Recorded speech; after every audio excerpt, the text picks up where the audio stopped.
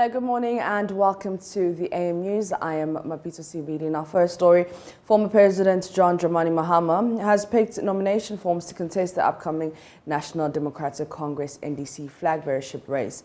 Now, this follows his declaration of intention to seek re-election, which he revealed to the Minority Caucus on Tuesday during a visit to his residence. John Mahama, the flag bearer of the party for the 2020 presidential elections, is touted by many as the best man to lead the party. Professor Joshua Alabi, a former campaigns manager of the party and the leader of the delegation to pick the forms for John Mahama, believes he stands tall among all the other candidates and must be given the nod to lead the party into the 2024 general elections. Ghanaians are not only asking for the NDC to come back, but they are asking for a well-experienced leader. In this game, the current economic crisis in this country, leadership counts. Two keywords, leadership counts. And if leadership counts, then experience is the key. One who has done it before, and one who is very humble, one who shows love to the people, and one who believes in people-centered policies. Fortunate for us in the NDC and the country as a whole, we have somebody like that. And we can't afford to allow him to sit down whilst we have a very huge challenge, tax to surmount. So we are here to pick his form and to work for him. Working for him is not only working for him, but working for the National Democratic Congress and working for the people of Ghana. Chairman of the NDC's Elections Committee, Kakra Isamoah, charged former President John Mahama to do his best to liberate Ghana of the current economic hardships. To liberate this country from the overpowering stench of uselessness in the Jubilee House. I'm very happy that you are here. You have a very heavy duty because removing a tyrant is an extremely frightening job. But you said you'll do it. We trust you. You are part of us. We know you're also suffering. So we know that you do your best for all the people of Ghana, including ourselves. I take it that you know what it means to be president of Ghana in these very sorry times. Dean of Regional Chairman of the NDC, John Mahama, says John Mahama has the full support of all regional chairmen. Come and take your people out of this mess, this economic mess, and that is why he asked him to stay for some time. And he stayed. Very healthy, very strong, a young man, dynamic, very experienced, and can do anything to bring Ghana back to where it belongs. You are the Dean of the Regional Chairman. Yes. Do we take it that all the regional chairmen in Ghana are for JM? For goodness sake, all my regional chairmen, all the regional chairmen for National Democratic Congress, from Upper East to Western North, each of them, I say, each of them in their own capacity, as whether Big Edu, as whether Musa, as whether Nanatoku, as whether Big Edu, as whether Ashimo or whatever, as John Kojo Japan, as Ababito support John Mahama. And almost all of them are here. But for 2-3 people who ask permission for other reasons why they are not here, all of us, and take it from me as a Dean, all of them. And I can tell you, even the whole country, almost all the constituency chairmen, you won't get 2 or 3 that will go against John Mahama. No. In NDC, we respect hard work. On Monday, Okada riders went to his office to declare their unflinching support for his candidature and made monetary contribution towards the purchase of his forms. For JoyNews, Samuel Kojo at Dabraka. Meanwhile, the governing New Patriotic Party says Mr. Mahama is indecisive and has nothing new to offer. Director of Communications Richard Ahengba believes the MPP will win the 2024 general elections because the party is a better manager of the economy. We defeated him twice. Well, you should conclude. This is a mathematical situation. We defeated a person twice. So is that suggesting that we're afraid of him? No. That's it. We're not afraid of Mahama. In fact, he is afraid because he can't tell whether he's going to run or not. As I was telling you, a couple of days ago, he was asked if he was going to run. He said, you don't know, you never know what would happen. I mean, if you want to contest, you know you contest. We are ready for him. We are interested at this point in how we can build the economy. What we are interested in is whether or not he has a solution. Because we saw him vanquish gains that he got. We saw him collapse our economy. We saw him collapse our banking sector. We saw him cause Ghanaians to live in absolute difficulty in this country without electricity. It was an economic situation, he couldn't manage it. If he's coming, we want to interrogate. That was why we're emphasizing for you that hold everybody to the fact. What is his proposition? What is he bringing? We want to know. You force that conversation to happen. So far, I don't see that. We're allowing the NDC just hide behind the difficulty, which difficulty we have explained to you come about because of the COVID-19 and the Russia-Ukraine war. They are denying that. You are allowing them to get away with it. We want you to hold them accountable because all of us have equal stake in this matter. If Ghana is not doing well, both of us, all of us are not doing well. So if they want power, they must show us why they want power. And why you want power is what ideas you have to build this economy. So if anything at all, he is afraid because we don't think that he has the solutions for this economy. And he can't do it. Because if he would have done it, if he had what it took, he wouldn't have taken an economy growing and vanquish it and take it to IMF. That is the crux of the matter. If he has a solution, he should bring it. That's what we're waiting for. If he tries to come, if he gets the confidence, he masters the confidence to come, I tell you, with the support of Ghanaians in building this economy back and forcing him to tell us, what is it? Remember the last time he tried? He said one of his ideas was to legalize Okada, right? And between you and I, if that is the option he has, we want to see what he's bringing. Those ideas, those visions that he has, which vanquish this economy, we want them to come and repeat it. He has nothing new. That's our belief. But if you help us as the fourth estate of the realm, if you can force the conversation to be had in this country about solution, about what the NDC has, not about what is happening in the country. Yes, what is happening, and what is your response to it? If we force that conversation, the NDC will lose any day. And you know, the electoral numbers, NDC has not won comfortably in this country. They always, if they do, win by the skin of their teeth.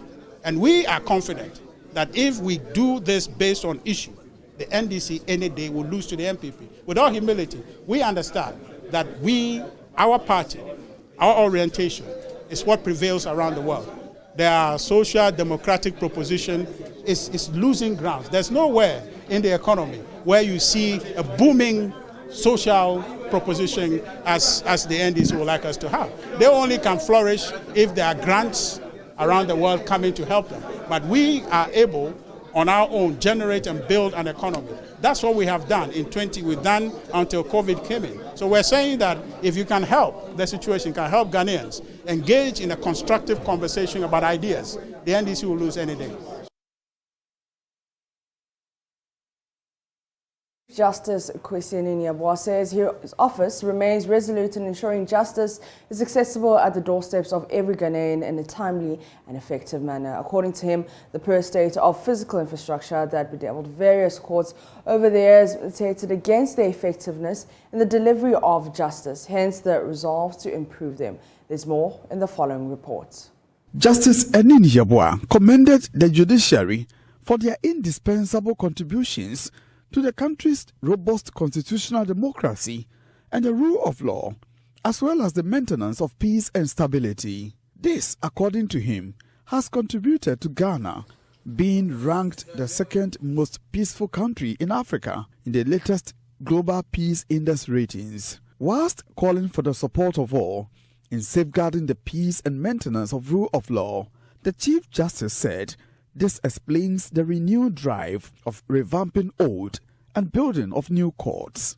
The new courts, he noted, are in fulfillment of his vision to to bring justice to the doorsteps of the people and to assure litigants of quality and timely service delivery. Our gathering here today is in fulfillment of the mandate of the judiciary and the judicial service of Ghana to ensure access to justice to the people of Asante Achim South. It is also part of efforts to deal with the lack and the distressingly poor state of our physical infrastructure, which have over the years militated against the effective operation of the courts generally.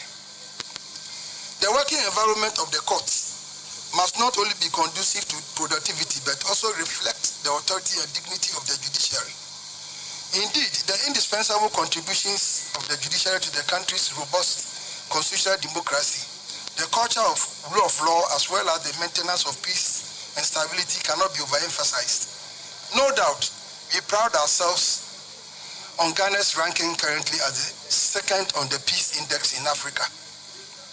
The inauguration of this courthouse, which has been designated as a circuit court, is in fulfillment of our vision to bring justice to the doorstep of the people of Asante Achim South. Justice Enidi Yabua was speaking at the inauguration of the Jaso and Pompata Circuit and District Courts respectively in the Ashanti region.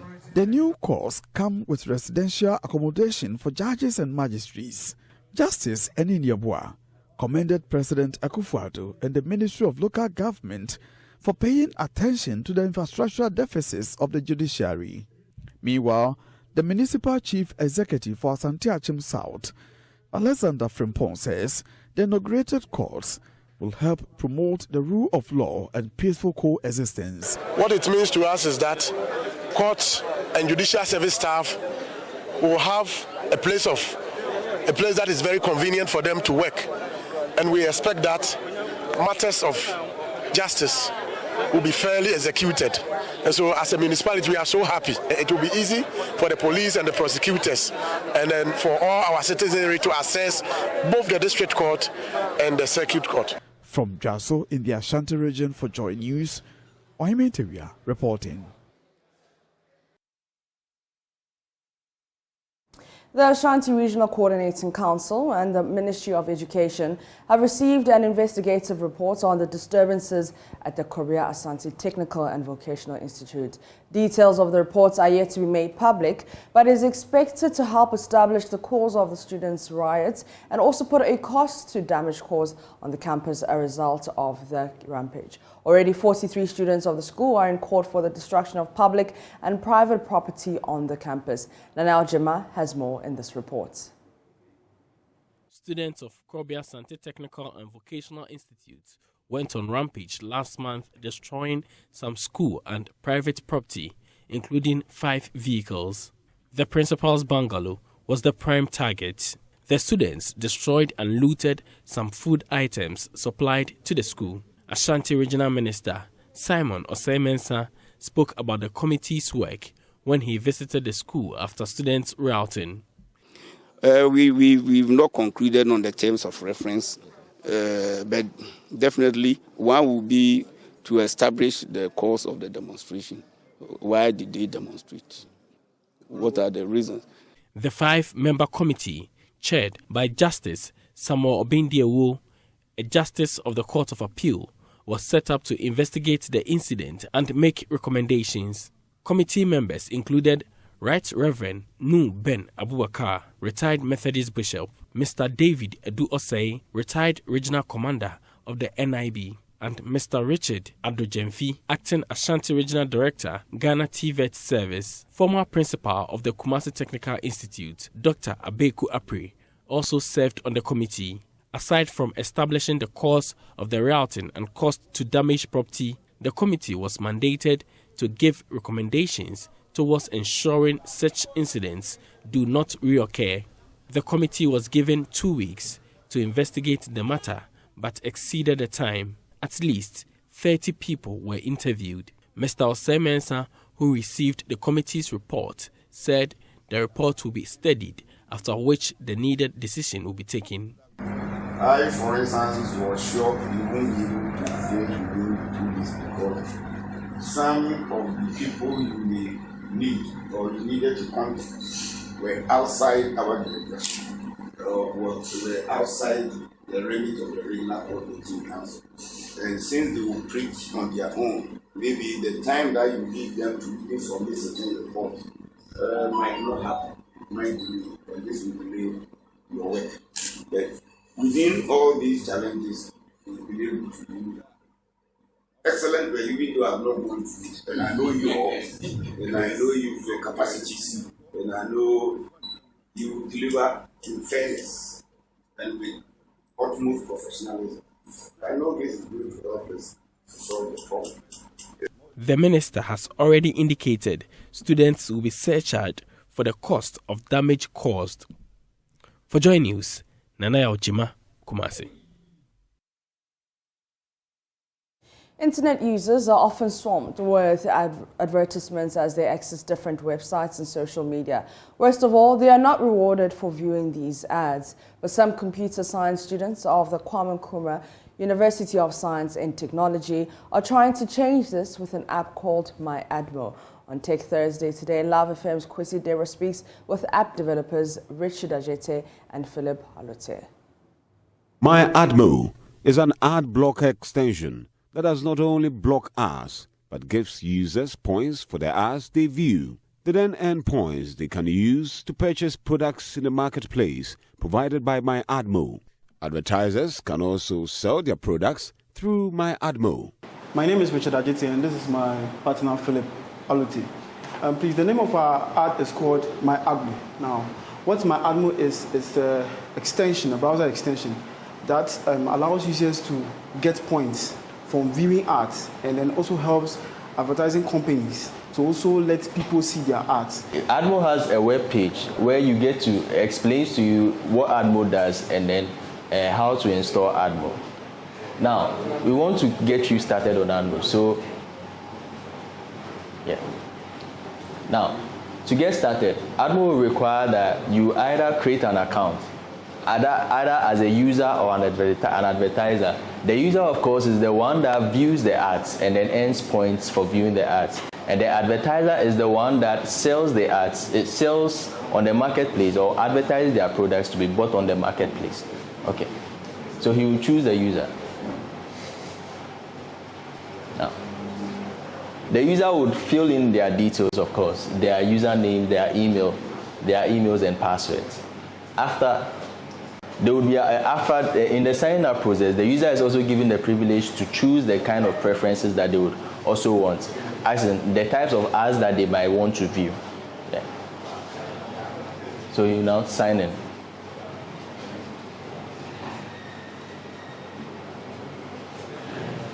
Now, on the dashboard of Admo, we display to you the products that you might have purchased with the points that you earned through using Admo, the total points that you currently have, and of course the points that you've used and the orders that you've made with Admo. Now, Admo offers a marketplace where the user can purchase things, can purchase items with the points that they might have earned through the ads that they watched. Yeah. So we'll go through the buying process. So upon clicking the product to buy, Admo even guides you as to how you can buy the product, the payment processes and everything. Yeah. And even the location that you might be in. So that if in case we are to deliver the product to you, Admo does that. Right. So the reason why the user might not be able to purchase the current product that was selected is because the current points that the user has does not suffice to what the product requires. Hence, an error showing that the points is not enough. Okay. So now Admo also provides a site for orders. Orders because after a user wants to purchase an item on the marketplace, upon selecting the product to buy and filling in the details, the order remains pending because the advertiser or whoever is selling the product has to approve that indeed they have received the money or they have received the points that the buyer was sending. And upon confirmation from the advertiser side, the order is confirmed and then they receive their product. Now, Now, we want to take you through the experience, the Admo experience, the My Admo experience of using My Admo experience in surfing the internet. So upon enabling the extension, you would realize that Admo would block all these ads that may be on the page. However, in order not to interrupt your user experience when using these ads, when surfing through your web pages, Admo will delay for some time and allow you to enjoy your web page. However, after some time, it will display a button which will now enable you to view an ad and then end a point. So after some time, the My Admo button displays, and upon pressing it and upon clicking it, it immediately opens a window where you can view an ad and then end a point. So the ad that you may be viewing, you will not end a point until a sufficient amount of time passes upon you viewing the ad. And after that time, a button appears that allows you to earn the reward for viewing the ad.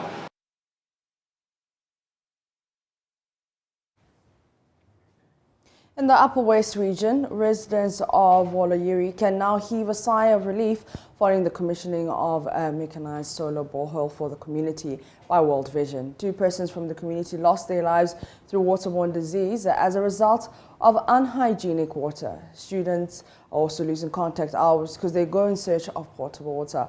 Correspondent Rafiq Salam reports. Woloyiri is an outlandish farming community located in the West district of the Upper West region. It is one of 226 communities in the district with a population of little over 2,000 people. Residents at Woloyiri has maze of challenges. Chief among them, according to the assemblyman of the Bulu electoral area, which also includes Woloyiri, is lack of potable water. Cheto Moses says residents in the community struggle and compete on daily basis with their animals in order to get access to potable water. On one occasion, it became fatal. They will not have any single borehole, and they have to go to the streams or valleys to compete with the animals. And that time, we are having this disease called airframe. So anytime they go there, they drink the water, and they can get that particular disease. And out of that, 2 people die in that community. And some years ago, they were able to have only single one borehole. And that one, it was a competition between the committee members. And when they go there, because the borehole is only one, they normally fight among themselves and create immunity among the committee members.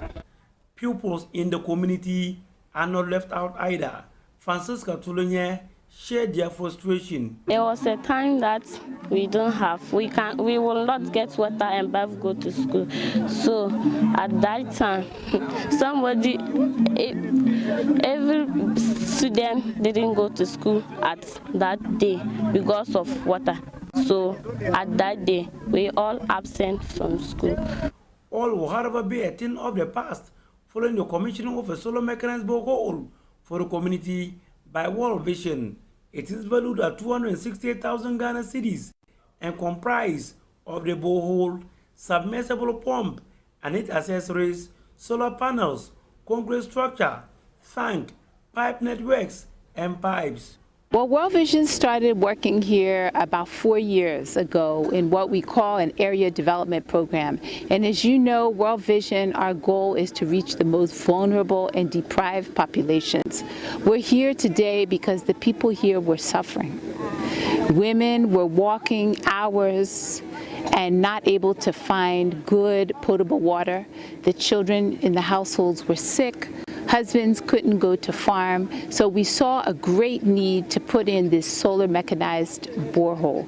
Not only does it provide one water point, but we're providing water to 3 different locations in the community. West Africa World Vision International leader, Carla Denizat, joined by the West District Chief Executive, Vade Durute, commissioned the water facility. Encourage you to maintain that team effort, that teamwork, so that this mechanized well can last for generations to come, and that many more of these wells can come to this community. But it will only be possible if all of you work together as a team to ensure that every single person that needs water gets water in this community. What was District Chief Executive Vale Durite was thanking World Vision for the solar mechanized borehole, urged them to expand the facility to the other half of the community to enable more people benefit from the project. If they have potable water, they will be able to do dry season gardening. They will be able to do dry season gardening, thereby adding more nutritious value to the food that they give to the children. We know that when a child eats properly, the brain too works properly. So if this water project is extended far, it will go a long way to help the parents of the women, particularly the women of this community, to do dry season gardening, whereby they will grow vegetables, tomatoes, and whatnot, to always make the meal nutritious for the children. Francisca Tulunye is excited and some of the benefit the people will derive from the project. This water helps us to go to school early. It also helps our parents to cook good food for us to eat to prevent diseases. Reporting for JoyNews, Rafik Salam, Woloyiri. That's it for the AM News. Up next is the newspaper review. Stay with us.